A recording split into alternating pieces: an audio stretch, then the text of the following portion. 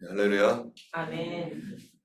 오늘도 이 아침에 하나님께서 우리를 깨워주셔서 예배할 수 있도록 처음 시간을 하나님께 드릴 수 있도록 인도하신 하나님께 감사를 드립니다. 오늘 말씀은 사울이 다급하여서 하나님의 기름 부으신 이스라엘 왕, 기름 부음 받는 사람이 신접한 여인을 찾는 내용인데요.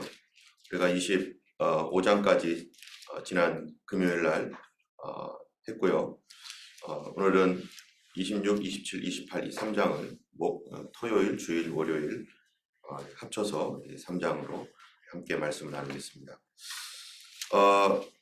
이제 24장에서는 25장에서는 사무엘이 죽은 뒤에 이제 다윗이 계속해서 사울에게 쫓겨가면서 우리 그 마온에 있는 이 나발이라고 하는 사람을 만났고, 나발은 하나님께서 주신 좋은 기회를 영적으로 어두워서 그에게 주신 그 기회를 잃어버리고 그는 오히려 다윗을 대적하는 사람이 되었고, 그의 아내 아비가일로 인해서 겨우겨우 목숨을 부지할 수 있었지만은 결국 나발은 죽게 되었고, 그리고 다윗은 아비가일을 그 아내로 얻게 되었던 그런 내용이 바로 25장의 내용이었는데요. 26장에서는 이제 사울에게 10사람이 와가지고 다윗이 하길라 산에 숨어 있다라고 하는 그런 보고를 합니다. 사울은 다윗에 대한 시기와 질투, 미움을 통해서 계속해서 다윗을 쫓아다니고 있는 것이죠. 우리가 어제도 말씀드렸지만 이 시기와 질투, 미움은 사울에게 왜 일어났습니까? 하나님의 뜻을 그가 거절했기 때문입니다. 그 하나님의 뜻을 거절함으로 말미암아 그가 악한 영에 사로잡히게 되었고, 자기도 원치 않음에도 불구하고 계속해서 그러한 그 시기와 질투가 솟아나고 있다는 것을 그가 발견하게 되죠. 우리가 오늘 26장에 보면은 이제 다윗이 사울을 살려주는 내용이 오늘 26장에 나오는데, 다윗이 사울을 살려주어도 사울이 뭐라고 하냐면은 내가 정말로 대단히 잘못했다. 이 일에 대해서는 내가 하나님 앞에 정말로 잘못했다라는 것을 스스로 고백합니다. 우리 26장 21절에 보면은 이렇게 말하죠. 사울이 이르되 내가 범죄하였도다. 내 아들 다윗아 돌아오라. 네가 오늘 내 생명을 귀히 여겼은즉 내가 다시는 너를 해하려 하지 아니하리라. 내가 어리석은 일을 하였으니 대단히 잘못되었도다 하는지라. 이 사울을 살려준 것에 대하여 사울이 깊이 감사하면서 자기가 대단히 잘못되었다라고 하는 것을 알지만, 그는 여전히 어떠한 상태에 있습니까? 그가 대단히 잘못되었다는 걸 알지만 여전히 그는 왕권을 유지하고 싶은 마음, 왕권을 빼앗기지 않겠다는 마음. 여러분, 이 마음 자체가 뭡니까? 하나님을 뭐하고 있는 거예요? 대적하고 있는 것이죠. 하나님은 지금 이 다윗을 하나님의 이스라엘의 왕으로 세우고 사울이 이제 내려가기를 원하고 계시는데, 사울은 그 앞에서 가로막고 서 있는 거죠. 이미 사울은 어떻게 왕좌를 내려놔야 될지를 이미 알고 있습니다. 뭐를 통해 알고 있습니까? 사무엘을 통해서 알고 있었죠. 사무엘이 이스라엘의 사사였었습니다. 그는 사사로서 이스라엘 전체를 다스리는 사람이었어요. 마치 왕과 같은 사람이었죠. 사무엘은.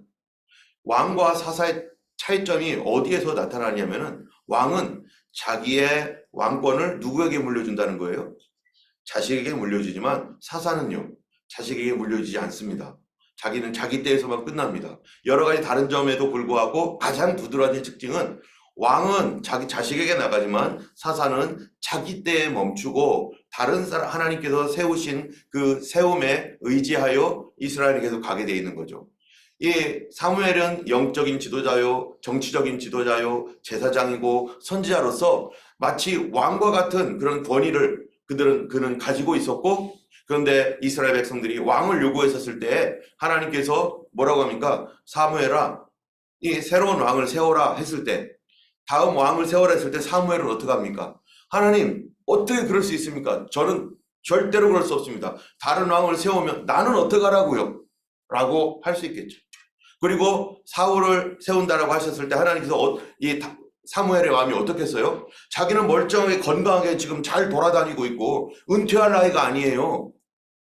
은퇴할 때가 되지 않고 자기가 잘못한 것도 없습니다. 하나님을 신실하게 섬겼습니다. 그런데 하나님은 아니야. 너가 여기서 이제 내려오고 너는 기도하는 자리로 가라. 그리고 너는 이제 다음 사람 사울에게 왕권을 물려줘라. 그가 왕이다. 라고 했을 때 사무엘은 알겠습니다, 하나님. 그러나 나는 이스라엘 백성들을 위해서 뭐라고 합니까? 기도하기를 싫은 죄를 범하지 않겠습니다. 내가 계속해서 기도하겠습니다 하면서 자기가 세웠던 사울, 자기의 자리를 다 내려놓고 그 모든 정치적인 어떤 권력이라든지 이런 것들을 이 사울에게 이양하고 자기는 기도하는 자리로 가면서 이스라엘을 위하여 계속 기도했던 것. 어떻게 자기의 자리를 내려놓고 가야 될지를 누가 알아요? 사울이 배웠죠, 이미. 어떻게 해야 되는지를. 그런데 사울은 어떻게 합니까? 그거를 꽉 끌어안고 하나님의 뜻이 이건 멀건 상관없어. 나는 이 자리를 지킬 거야 하는 그 순간 악한 영에 사로잡히는데 그 악한 영이 하는 일이 뭔가? 시기와 질투와 두려움과 분노, 경쟁심 이런 걸로 꽉 채워놓습니다. 이게 지금 사울이 다윗의 은혜를 받아서 자기가 죽을 고비를 넘겼음에도 불구하고 어떻게 하는 거예요? 그는 그 생각을 떨쳐버리지 못하고 계속해서 시기, 질투, 분노, 경쟁심에 잡혀버리니까 자기가 잘못되었다는 것을 알지만 결코 뭐하지 않아요? 그거를 포기하지 않습니다.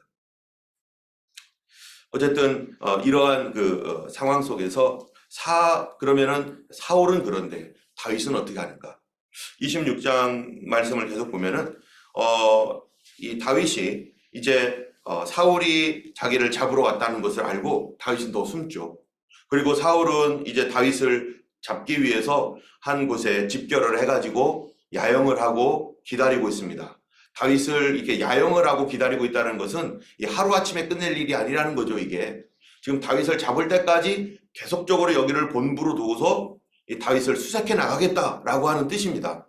그러니까 다윗은 이제는 그 일대에서 도망가야 될 수밖에 없는 상황이에요. 그리고 사울이 야영을 하고 있는 가운데 드디어 밤이 되었습니다. 밤이 되었을 때 이 4절에 보니까 다윗이 정탐꾼을 보내어 사울이 과연 이런 줄 알고, 그런데 거기 보니까 백성들이 다 잠자고 있는 거예요. 모두가 잠을 자고 있는데 이때 다윗이 어떻게 합니까? 그곳으로 가가지고 이 사울에게 이 아비새가 8절에 보면 7절에 보니까 다윗과 아비새가 밤에 그 백성에게 나가본즉 사울이 진영 가운데 누워서 자고 창은 자기 머리 곁에 꽂혀 있고 아브넬과 백성들은 그를 둘러 누웠는지라. 다 피곤해가지고 다 잠자고 있는 그때 다윗이 이제 그 진영으로 들어간 거죠. 이 아비새가 그때 다 잠자고 있고 보초고 뭐고 다 잠자고 있는 이때 아비새가 다윗에게 말합니다. 하나님이 오늘 당신의 원수를 당신의 손에 넘기셨나이다. 그러므로 청하오니 내가 창으로 그를 찔러 단번에 땅에 꽂게 하소서. 내가 그를 두 번 찌를 것이 없으리이다 하면서 하나님께서 기회를 주었습니다. 하나님의 기회가 드디어 왔습니다. 여기서 끝냅시다. 끝내면은 도망 다닐 필요도 없는 거죠. 그런데 다윗이 아비새에게 9절에 보면은 죽이지 말라. 누구든지 손을 들어 여호와의 기름 부음 받은 자를 치면 죄가 없겠느냐? 또 다윗이 또 이르되 여호와께서 살아계심을 두고 맹세하노니 여호와께서 그를 치시리니 혹은 죽을 날이 이르거나 또는 전쟁에 나가 망하리라. 그 다음 말씀 11절 말씀을 여러분 한번 26장 11절 말씀 한번 보겠습니다. 내가 손을 들어 여호와의 기름 부음 받은 자를 치는 것을 여호와께서 금하시나니 너는 그의 머리에 곁에 있는 창과 물병만 가지고 가자. 자, 여기 보면 다윗의 태도가 나와요. 이 사울과 다윗이 여기서 극렬하게 딱 구분이 되는데, 사울은 지금 하나님의 뜻이 있음에도 불구하고 하나님의 뜻을 계속 거절하면서 다윗을 죽이려고 쫓아다닙니다. 그런데 다윗은 하나님께서 주신 너무나 놀라운 기회예요. 한번 찌르기만 하면 되는 기회인데 다윗은 어떻게 말합니까? 여호와께서 금하셨다. 하나님이 이렇게 하는 일을 스톱시켰다. 금하셨기 때문에 합니까 안 합니까? 안 한다는 거예요. 할 수 있는데 안 합니다. 여러분, 할 수 있는데 안 하는 게 얼마나 어렵습니까? 내가 저 사람에게 팍 팰 수 있는데 하나님이 금하셔서 안 하는 거예요. 내게 힘이 있는데, 힘이 철철 넘치는데 하나님이 금하셔서 안 하는 거예요. 사무엘이 아직 정정하고 힘이 있고 다 할 수 있는데 하나님이 아니야, 네가 하지 말고 사울에게 줘 했을 때 사무엘이 거기서 스톱하고 안 하는 거죠. 우리가 예수님을 믿으면서 정말로 인간적으로는 내가 이렇게도 할 수 있고 저렇게도 할 수 있고 이렇게도 할 수 있는 그때 하나님이 금하셨기 때문에 안 하는 것, 그게 뭡니까? 그게 믿음이죠. 진짜 신앙은 할 수 있을 때 안 하는 게 진짜 믿음이에요. 할 수 없을 때 못 하는 거는요, 그건 누구나 할 수 있죠, 그죠? 할 수 없을 때 못 하는 거야. 그게 무슨 일이겠어요? 그런데 내가 다 할 수 있는데 아니야, 하나님이 금하셨기 때문에 내 손을 거둬야 돼. 예수님께서 마태복음 26장 53절에 뭐라고 합니까? 사람들이 예수님을 잡으려고 군대들이 왔었을 때 베드로가 칼을 쫙 꺼내들고 어떻게 해요? 막 오는 사람들을 위협하면서 하니까 베드로에게 예수님 뭐래요? 칼을 집에 꽂으라 하시면서 하는 말이, 내가 지금 하늘에 있는 12군단이나 되는 천사들을 명하여 이곳으로 와서 나를 도우라 하면 어떻게 할 수 있다는 거예요? 도울 수 있다는 거예요.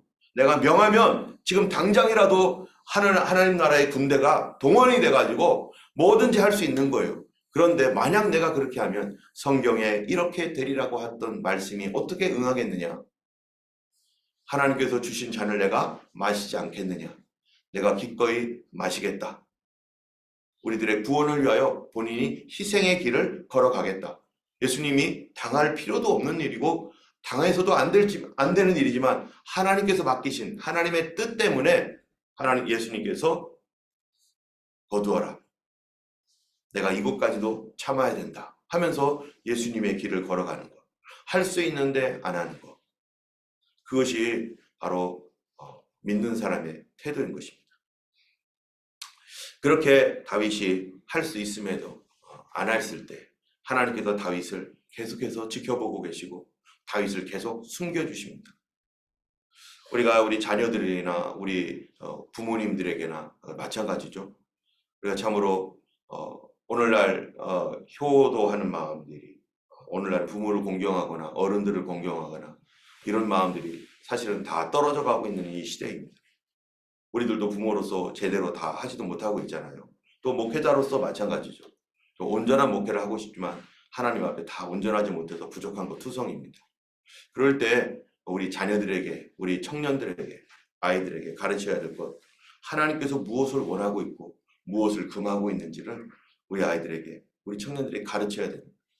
그래야 해서 그들이 정말로 어려움에도 불구하고 하나님께서 금하신 것에 대하여 부모를 공경하는 부분, 또 어른들을 공경하는 이러한 것들을 교회가 잘 지키고 그들이 하나님 말씀 따라서 금할 것은 금하고 행할 것은 행하는 그러한 사람들이 되도록 우리가 기도해야 되고 우리도 그러한 본을 보이면서 살아가야 될 것입니다.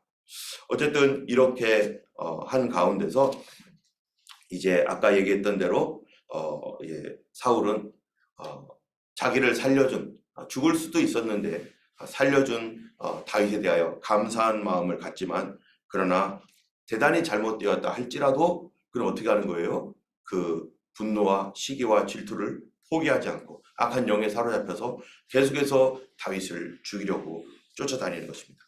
그럴 때 다윗도 인간인지라 어렵습니다. 쫓겨다니는 일이 얼마나 어렵습니까? 언제 죽을지 모르고 언제 잡힐지 모르는 그 긴박함 가운데 스트레스가 엄청 쌓였어요. 그러다 보니까 다윗도 인간적인 생각이 듭니다. 27장에 보면은 다윗이 그 마음에 생각하기를, 내가 후일에는 사울의 손에 붙잡히리니 블레셋 사람들의 땅으로 피하여 들어가는 것이 좋으리로다. 지금 다윗이 블레셋 사람의 땅으로 피해 들어간다는 거예요. 여러분, 블레셋이 누굽니까? 이스라엘의 원수입니다. 이스라엘의 원수의 땅에 들어가는 것이 좋겠다. 왜? 사울이 하도 고통받게 하니까 차라리 원수의 땅에 들어가 있는 것이 좋겠다라고 그가 생각하고 있는 거예요. 그래서 내가 그의 손에서 어떻게 한다요? 벗어나리로다. 내가 좀 벗어나고 싶다. 이럴 때 정말로 나의 형편들, 어렵고 힘든 형편이 있을 때 정말 이곳을 벗어나고 싶은 마음이 뭐 다윗만 그러겠습니까? 사람들은 다 이곳을 피하고 싶습니다. 그런 상황을 피하고 싶습니다. 그런데 이때 다윗이 어떻게 합니까? 블레셋으로 갑니다. 한 가지 빠졌어요. 그런데 그래서 뭐 해야 됩니까? 다윗이요. 그렇죠. 하나님 앞에 기도해야 되는 거죠. 사실은 이거는 기도할 필요도 없는 거예요. 왜요? 이방 땅으로 가는 것은 하나님 기뻐하지 않는 일입니다. 그거는 다윗이 당연히 알고 있어요. 상황이 아무리 어려워도 하나님의 말씀이 어떠한 줄은 다윗은 알고 있습니다. 이방 땅으로 가서 거기에서 뭐가 됩니까? 여기에 보면 27장에 보면요. 이 이방 땅에 가가지고 그가 어떻게 됐냐면은 가족을 거느리고 3절에 보니까 다윗과 그의 사람들이 저마다 가족을 거느리고 가드에서 아기스와 동거하였는데 이 블레셋의 수도 가드가 있는데 이 가드에서 아기스 왕과 그 지역 족장이죠. 그 사람과 함께 있으면서 거기서 살아가는 거예요. 편안한 것 같죠. 사울은 그 얘기를 듣고 더 이상 수색하지 않습니다. 그런데 다윗이 아기스에게 뭐라고 합니까? 내가 이 지방 어느 한 성에서 좀 살 수 있도록 해달라. 그래서 아기스가 그에게 어디를 주느냐? 시글락을 줘요. 시글락을 줘서 거기서 살아가는데 다윗이 아말렉도 침략하고 여기저기 돌아다니면서 이제 전쟁을 하는데요. 어느 날 아기스가 묻습니다. 10절에 보니까 27장 10절. 아기스가 이르되 너희가 오늘은 누구를 침노하였느냐 하니 다윗이 이르되 유다 네겝과 여라무엘 사람의 네겝과 겐 사람의 네겝이니이다 하였더라. 지금 어디를 침략했다고요? 유다 네겝과. 유다는 어디입니까 도대체? 자기 민족 아니에요? 자기 이스라엘 아니에요? 이스라엘을 대적하여 싸웠다. 여러분 왕이 앞으로 이스라엘의 왕이 될 다윗이 누구를 대적하여 싸운다고요? 자기 백성을 대적하여 싸우면 왕 될 자격이 있습니까? 우리나라가 예를 들어서 이 일제 식민지 치하에 있었을 때 독립운동을 하는 사람도 있는데 어떤 사람은 무슨 일을 해요? 이 일본 편에서 가지고 독립운동가들을 어떻게 해요? 죽이고 그들과 전쟁했단 말이죠. 그런 사람도 있습니다. 일본이 태평양 전쟁을 일으켜서 영원히 일본의 세상이 될 줄 알고 그랬을 때 나중에 우리가 독립되었을 때 그 사람들은 어떡합니까? 조그마한 전투가 있었고 조그마한 것이라도 있었다면은 지금 다 끄집어내가지고 어떡하겠어요? 당신은 민족 반역자야. 당신은 우리의 지도자가 될 수 없어. 하면서 그 사람들을 제외시킬 거 아니겠어요? 그런데 다윗이 지금 이러고 있다. 여러분 이렇게 되면 어떻게 되는 거예요? 다윗은 이스라엘의 왕이 될 자격이 있습니까? 없습니까? 당연히 없죠. 그런데 사실 다윗이 이렇게 했을까요? 거짓말한 거죠. 왜요? 아기스의 마음을 얻기 위해서. 그가 이스라엘 백성들과 싸웠으니까 어떻게 하는 거예요? 그는 분명히 내 편이다 이제. 이스라엘과는 돌아갈 수도 없고 그는 내 편이다 하면서 자기가 거짓말을 보태고 그러면서 하나님이 원하지 않는 땅에서 그가 거기에 있으면서 거짓말을 하게 되고 그러다가 무슨 일을 하게 되느냐? 아기스가 12절에 27장 12절에 보면은 뭐라고 되어 있냐면 이렇게 되어 있어요. 아기스가 다윗을 믿고 말하기를. 근데 다윗을 믿어버려요. 다윗이 자기 백성 이스라엘에게 심히 미움을 받게 되었으니 그죠? 그는 영원히 내 부하가 되리라. 이제 누구의 부하예요? 블레셋의 부하. 이스라엘의 적의 우두머리의 부하. 사단의 부하가 됐다는 거예요. 한마디로 말하면 오늘날로 말하면. 하나님께서 원하지 않는 땅, 하나님께서 허락하지 않은 곳에 가가지고 그가 잠시 쉬겠다고 하나님께서 원하지 않는 곳으로 피해서 그 상황을 피해서 들어갔었을 때 그는 거기서 거짓말쟁이가 되고 그리고 그 하나님의 적의 원수의 부하가 되어서 싸울 판이 되어버렸습니다. 다윗이 아무리 급하지만 이것은 하나님 앞에 온전하지 못한 일이죠. 그 결과가 어떻게 나오느냐? 나중에 내일 말씀에 그 결과가 엄청난 결과가 나와요. 29장에서 다윗은요 완전히 죽게 생겨버리는 엄청난 결과를 맞이하게 됩니다. 그것은 내일 말씀드리고 어쨌든 우리가 행했던 한 가지의 일이 영적인 큰 변화들을 가져오고 우리 삶의 방향을 팍팍 바꿔버리는 엄청난 일을 가져옵니다. 어쨌든 다윗은 하나님이 기뻐하지 아니하는 장소에서 거기서 하나님의 원수들의 부하가 되어서 살아가는 그런 이상한 처지가 되었습니다. 그러나 여전히 하나님은 다윗을 알고 계시고 다윗이 이스라엘의 왕으로서의 모든 일들을 그가 하나씩 하나씩 지금 준비되어져 가고 있습니다. 그 하나님의 큰 계획과 틀 안에서 하나씩 하나씩 하나님의 사람으로 세워져 가고 있지만 어떤 부분에서는 다윗이 또 인간인지라 넘어지고 쓰러지고 깨지고 실수하고 이런 일들이 계속 반복되어 가고 있는 거죠. 그런데 오늘 본문에 이제 28장인데요.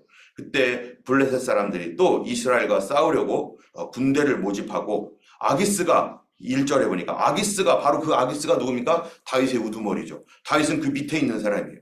아기스가 다윗에게 이르되 너는 발케할라. 너와 네 사람들이 나와 함께 가서 군대에 참가할 것이라. 너 이스라엘과 싸우자. 너 지난번에 유다 내게 침략해가지고 뺏어왔다며. 그들과 전쟁했다며. 이제 너는 이스라엘의 원수가 되었지. 내 편이 되었지. 너 나랑 같이 가가지고 이스라엘과 싸우자. 지금 다윗은 진짜로 그들 보는 앞에서 이스라엘과 싸우게 생겼어요. 다윗이 아기스에게 말합니다. 2절에 다윗이 아기스에게 이르되 그러면 당신의 종이 행할 바를 아시리이다 하니 아기스가 다윗에게 이르되 그러면 내가 너를 영원히 내 머리 지키는 자를 삼으리라. 하나님의 기름 부음 받은 자 다윗, 이스라엘 왕으로 기름 부음 받은 다윗이 원수의 나라의 호위 대장이 되어서 하나님의 대적을 돕는 일을 하게 생겼습니다. 여러분, 하나님이 도와주지 않으면 이 문제는 심각하게 되고요. 결국 이 문제가 29장에 터지게 되어 있습니다. 어쨌든 이 이야기는 여기까지 가면서 갑자기 오늘 본문 사울 이야기로 휙 다시 돌아갑니다. 사울이 사무엘이 죽은 이후에 온 이스라엘이 그를 사무엘을 장사한 뒤에 사울은 무슨 일을 하느냐? 정말 놀라운 일을 하죠. 신접한 자와 박수, 무당 이런 사람들 다 쫓아버려요.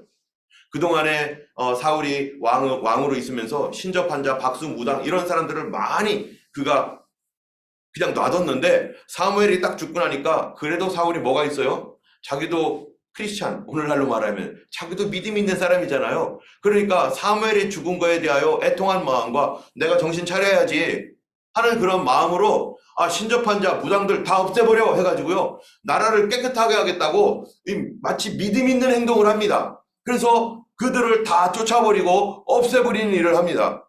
그런데 블레셋 사람들이 지금 다윗은 아기스의 부하가 되어가지고 이스라엘을 치겠다고 이제 블레셋 군대들이 뭉쳐가지고 온다는 그런 소문을 들었죠. 그러니까 사울이 어떻게 하는가? 4절에 보니까 블레셋 사람들이 모여 수넴에 이르러 진침해 사울이 온 이스라엘 모아 길보아에 진쳤더니 사울이 블레셋 사람의 군대를 보고 두려워하여 마음이 크게 떨립니다. 그러면서 사울이 하는 일이 뭐냐면은 하나님께 묻습니다. 여호와여 어떻게 하면 좋겠습니까? 하고 묻는데 그런데 여호와께서 꿈으로도 우림으로도 선지자들에게도 그에게 대답지 아니하시므로 지금 사울이 지금 하나님의 대적이 되어 있는데 하나님 앞에 회개해야 할 사울. 그런데 지금 심각한 나라의 위기가 겹쳤습니다. 자기는 이제 사무엘이 죽은 다음에는 사무엘도 의지할 수도 없어요. 이제 사무엘의 기도도 의지할 수 없고 거기다가 신접한 여인 다 쫓았습니다. 사무엘을 생각하면서 내가 정신 차려야지 하고 신접한 여인 다 쫓았는데 그런데 그러고서 하나님 앞에 하나님 어떻게 하면 좋겠습니까? 묻는데 대답이 없는 거예요. 여러분 이럴 때 어떻게 할 것인가? 이럴 때 사울의 진짜 믿음이 뭔지, 사울의 진정이 뭔지 나타납니다. 7절 같이 한번 읽어볼까요? 사울이 그의 신하들에게 이르되 나를 위하여 신접한 여인을 찾으라. 내가 그리로 가서 그에게 물으리라 하니 그의 신하들이 그에게 이르되 보소서 엔돌에 신접한 여인이 있나이다. 지금까지 쫓아내놓고 이제는 신접한 여인을 찾으래요. 사울의 절박한 심정을 나타내는 거죠. 바로 거짓 믿음의 특징이 이렇습니다. 어려울 때 하나님을 찾다가 하나님의 음성을 듣지 못하고 하나님의 뜻을 발견하지 못하고 하나님의 도움이 없는 것 같으면 곧바로 누구 찾아가요? 무당 찾아가는 거죠. 곧바로 점치러 가는 거고 곧바로 다른 사람 찾아가서 도와달라고 하고 다른 어떠한 하나님 아닌 다른 우상을 의지하고 하나님이 금하신 일, 다윗은 하나님이 금하신 일이었기 때문에 거기서 그 사울을 죽이면 모든 도망이 뭐고 다 끝장나고 이제는 깨끗하게 정리가 되는데도 불구하고 하나님이 금하셨기 때문에 자기는 더 이상 거기서 아무런 손을 대지 않았는데 사울은 어떡합니까? 사울은 하나님이 금하신 일, 바로 신접한 여인에게 묻는 일들, 이러한 것들, 이스라엘의 기름 부음 받은 왕, 하나님이 기름 부음이 있는 왕이 어떻게 한다는 거예요? 지금 하나님이 금하신 일을 그냥 아무런 거리낌 없이 수행합니다. 여러분, 참된 믿음과 거짓 믿음의 차이, 진짜 믿음과 가짜 믿음의 차이. 진짜 믿음은 어떻게 합니까? 어떠한 상황에서도 하나님의 말씀을 지킵니다.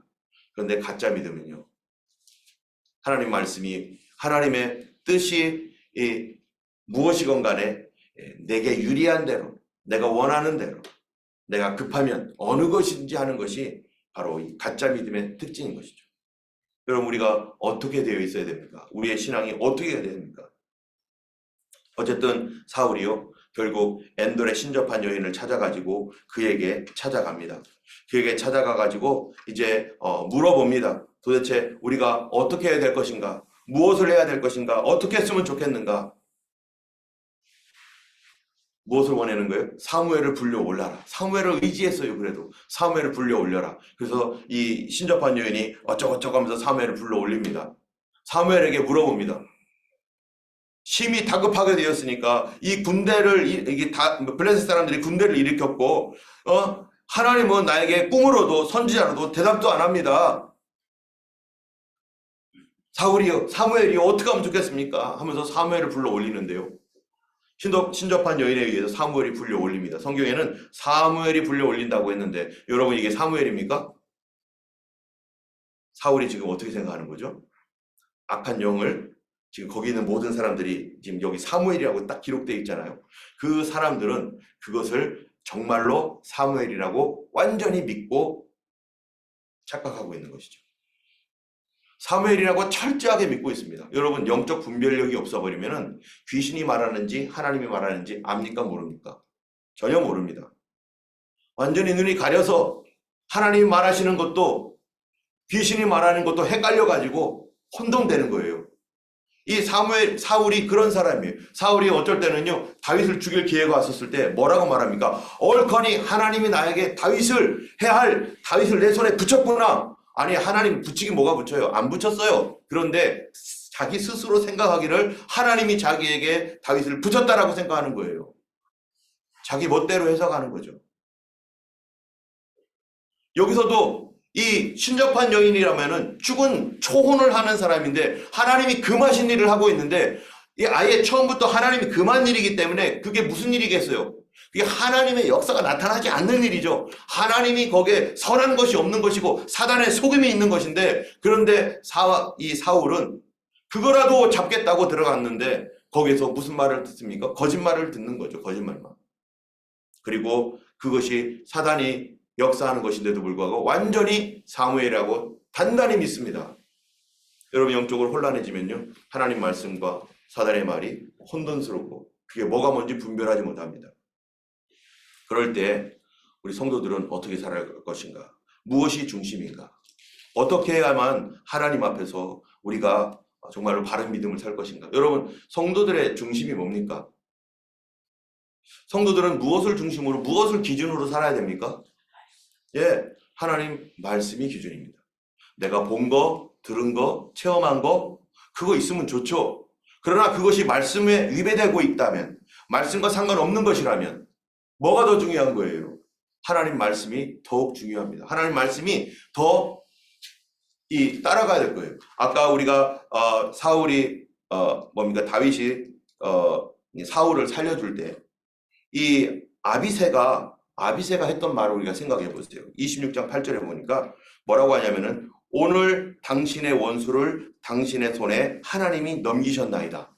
지금 상황이 뭐예요? 다윗이 사울에게 가서 그 잠자고 있는 사울의 진영에 들어가가지고 창만 꽂으면은 끝나는 일인데, 그때 아비새가 하는 말이 지금 하나님께서라고 말하고 있어요. 하나님께서 오늘 당신의 원수를 당신의 손에 넘겼나이다. 상황은 하나님이 주신 상황이에요. 그렇지 않아요? 다 잠자고 아무도 일어나지 않을 때 딱 끝낼 수 있는 상황, 이거 하나님께서 잠을 주시지 않으면 그렇게 잠잘 수가 없죠. 하나님이 주신 상황 딱 맞아요. 하나님께서 그 다윗의 손에 사울을 맡겨버렸습니다. 실제로 다윗이 손만 들면은 사울을 죽일 수 있는 딱 그 상황이에요. 상황은 그렇습니다. 모든 것이 다 하나님께서 주신 상황이에요. 그런데 다윗이 스톱을 했어요. 왜요? 상황이 중요합니까? 말씀이 중요합니까? 말씀이 중요하죠. 하나님이 금하셨다라고 하는 그 말씀 때문에 상황이 아무리 그럴듯하게 보이고 아무리 대단하고 아무리 탄탄하게 되어서 하나님이 쫙 열어주는 것 같아도 하나님의 말씀이 우선이죠. 하나님 말씀에 서서 과연 이 상황이 하나님 말씀과 같은가? 아니면 이 상황은 분명히 하나님께서 나에게 주신 너무나 좋은 상황인데, 그런데 말씀을 내가 여기서 어떻게 할 것인가? 말씀을 지켜야 될 것인가? 말씀을 상황 때문에 포기할 것인가? 우리 성도들이 주의를 지키는 거, 하나님 앞에 정직하게 믿음으로 순종하게 나가는 거, 헌신하는 거, 이 모든 것들을 우리가 어디를 중심으로 해야 될 것인가? 바로 무엇입니까? 우리의 중심은 언제나 하나님 말씀입니다. 말씀에서 떠나면 상황 따라가게 되어 있고, 상황 따라가면 누구처럼 되는 거예요? 바로 사울처럼 되는 거죠. 급하면 하나님 말씀이 뭐고 없고 누구 따라가요? 신접한 여인 따라가고 귀신 불러들이고, 하나님이 응답 안 하면 다른 곳에서 자기가 원하는 응답을 찾고자 하는 것이 사람입니다. 오늘 우리가 살아갈 때 오늘 무엇을 중심으로 살아야 됩니까? 하나님 말씀입니다. 하나님 말씀이 뭐라 하시는지 거기에 참된 신앙이 있는, 진짜 믿음은 말씀 중심의 믿음이죠. 하나님 말씀이 없는 그곳에 아무리 좋은 상황도 우리는 그 상황이 오히려 나에게 뭐가 되는 거예요? 유혹이 되는 것입니다. 말씀이 없으면 우리는 죽은 신앙입니다. 오늘 말씀 붙들고 살아가는 하루 되기를 원하고, 우리 하나님 뜻이 무엇인지 오늘도 간구하면서 성경 말씀에, 오늘 말씀 안에서 나에게 주시는 음성을 여러분 귀를 기울이고 주의 말씀 앞에 엎드리는 우리 모두가 되기를 주님의 이름으로 축원합니다. 기도하겠습니다.